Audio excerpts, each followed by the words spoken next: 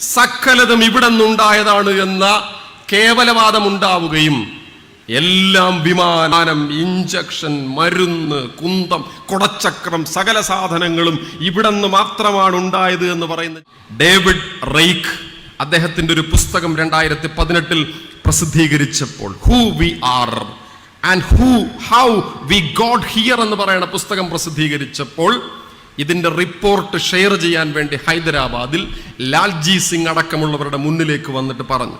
അദ്ദേഹം പറയുന്ന വാക്യം ഞാനിവിടെ വായിക്കാം. ശാസ്ത്രമേഖലയിൽ പ്രവർത്തിക്കുന്ന ഒരാളെന്ന നിലയ്ക്ക് ഞാൻ ഏറ്റവും സമ്മർദ്ദം അനുഭവിച്ച 24 മണിക്കൂർ 2008 ഒക്ടോബറിലാണ്. ഗവേഷണത്തിന്റെ ആദ്യഘട്ടത്തിൽ ലഭിച്ച ഫലങ്ങൾ ഷെയർ ചെയ്യാൻ വേണ്ടി ലാൽജി സിംഗിന്റെ മുന്നിൽ തങ്കരാജിനോടും സിംഗിനോടും സംസാരിക്കാൻ ഞാൻ എത്തി. ഞങ്ങളുടെ കൂടിക്കാഴ്ച വളരെ ദുഷ്കരമായിരുന്നു. സിംഗും തങ്കരാജും ഈ പ്രോജക്റ്റ് മുഴുവൻ നിർത്തിവെക്കും എന്ന് ഞങ്ങളെ ഭയപ്പെടുത്തി. എന്നിട്ട് പറഞ്ഞു, അവിടെ നിങ്ങോട്ട് എന്ന പരിപാടി വേണ്ട, വേണമെങ്കിൽ ഇവിടെ നിന്ന് അങ്ങോട്ട് എന്നതിനെ തിരുത്തി എഴുതൂ എന്ന്.